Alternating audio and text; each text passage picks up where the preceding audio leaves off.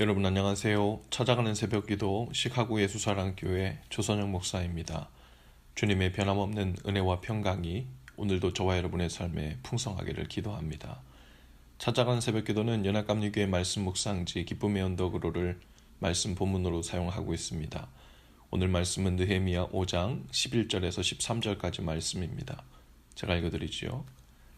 그런즉 너희는 그들에게 오늘이라도 그들의 밭과 포도원과 감람원과 집이며 너희가 구워준 돈이나 양식이나 새 포도주나 기름의 100분의 1을 돌려보내라 하였더니 그들이 말하기를 우리가 당신의 말씀대로 행하여 돌려보내고 그들에게서 아무것도 요구하지 아니하리이다 하기로 내가 제사장들을 불러 그들에게 그 말대로 행하겠다고 맹세하게 하고 내가 옷자락을 털며 이르기를 이 말대로 행하지 아니하는 자는 모두 하나님이 또한 이와 같이 그 집과 산업에서 털어버리실지니 그는 곧 이렇게 털려서 빈손이 될지로다 하매 회중이 다 아멘 하고 여호와를 찬송하고 백성들이 그 말한 대로 행하였더라.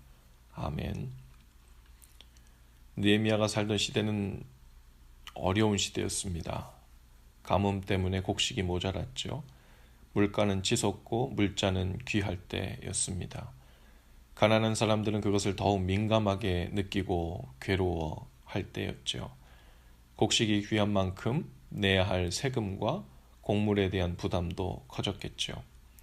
포로되었던 바벨론에서 고향 땅으로 돌아오긴 했지만 그 땅은 여전히 식민지 상태였기 때문에 에너지를 비축하고 자리를 잡을 여유도 없이 다시 새로운 부담이 그들을 괴롭혔죠. 돈거래하는 사람들은 이 상황에서 아주 냉혹했습니다. 11절 말씀에 의하면 그들은 사람들의 가난함을 이용해서 돈을 벌었습니다. 그들은 사람들에게서 매월 원금의 100분의 1을 가져오도록 했죠. 오늘날로 말하자면 연 12% 이자율의 크레딧 카드를 사용하여 캐시 서비스를 받게 한 거죠. 요즘은 보통 크레딧 카드 이자율이 14%에서 20% 정도, 때로는 20%를 훌쩍 넘는 이자율을 내야 하는 경우도 많지요. 오늘날과 비교하면 그리 높은 이자율도 아닌 것처럼 보일 수 있습니다. 그러나 그들은 하나님의 율법을 따라 사는 하나님의 백성들이었습니다. 하나님께서는 율법에 이스라엘 동족이 가난한 동족 사람에게 돈을 빌려줄 때는 이자를 받지 말아야 한다고 분명하게 명시해 놓으셨기 때문이죠.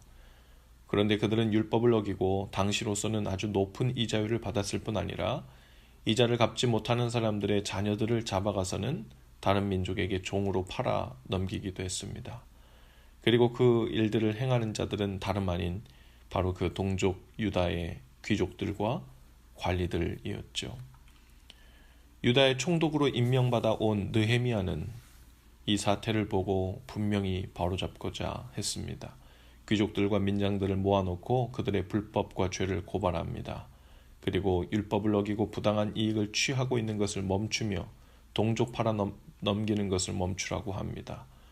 그들이 이미 받은 이자를 다시 당사자들에게 돌려보낼 뿐 아니라 하나님 앞에서 다시는 이렇게 득죄하지 않겠다고 맹세케 합니다. 다시 그렇게 할 시는 하나님께서 그들을 먼지를 털어버리듯 저주하시고 그들의 생업에서 망하게 하시며 빈손이 되게 할 것이라고 선포하고는 온 회중으로부터 아멘이라는 약속을 받아냅니다. 이방인들의 생존법과 장사법으로 보면 귀족들과 민장들이 했던 일들이 그리 큰 죄처럼 보이지 않을 수 있지요. 그러나 그들은 세상 사람들과 비교 대상이 아니었습니다. 그들은 하나님의 율법대로 살기로 약속한 하나님의 백성들이었기 때문에 전혀 다른 룰에 적용을 받아야 했지요.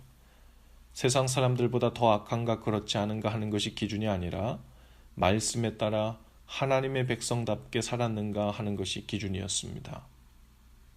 오늘 우리는 어떤 기준에 의해 살고 있는지 돌아보실 수 있기를 바라요.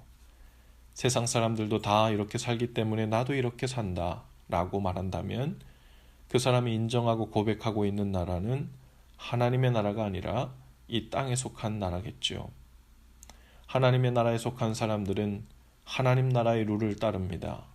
하나님을 왕으로 인정하고 그분의 명령을 따르며 살기 때문이죠.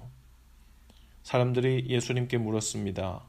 가이사에게 세금을 내는 것이 옳습니까? 그렇지 않습니까? 그러자 예수님이 이렇게 대답하셨죠. 동전을 하나 내게 보이라 하시고는 가이사의 것은 가이사에게, 하나님의 것은 하나님께 바치라. 무슨 의미일까요? 사람들이 진정으로 누구를 왕으로 마음에 모시고 살고 있는가에 따라 그 나라에 속한 백성으로서의 의무를 다하라는 말씀이셨습니다. 오늘도 우리 삶에서는 느헤미야 대신 예수님의 영인 성령께서 집요하게도 우리를 고발하시고 죄를 들추어내십니다. 하나님 나라 백성으로서의 삶이 아니라 세상에 속한 사람으로서의 의무대로만 살려 하는 그런 우리의 교묘한 마음을 일깨워 우리가 본래 누구이고 어떻게 살도록 부름받은 사람들인지를 깨닫게 하시죠. 그리고 하나님 자녀로서의 삶으로 돌아갈 것을 강력하게 권고하십니다. 그리고 오늘 저와 여러분은 이 주님의 부르심과 말씀 앞에 아멘으로 대답하며 돌이킬 수 있기를 주님의 이름으로 축복합니다. 기도합시다. 주님, 우리는 더 이상 이 땅에 속한 사람이 아니라 하나님 나라에 속한 하나님 나라 백성으로 부름받은 사람들임을 기억하게 하시고 주의 말씀을 따라 살게 하옵소서. 하나님을 왕으로 모시고 그 왕의 명령에 따라 주어진 삶과 이 땅을 살아갈 수 있도록 성령님 우리를 도우시고 인도해 주옵소서. 왕이신 하나님을 인정하고 따를 때 하나님 나라에 속한 백성들을 책임져 주시는 하나님의 놀라운 은총을 받아 누리며 살게 하옵소서. 예수님 이름으로 기도합니다.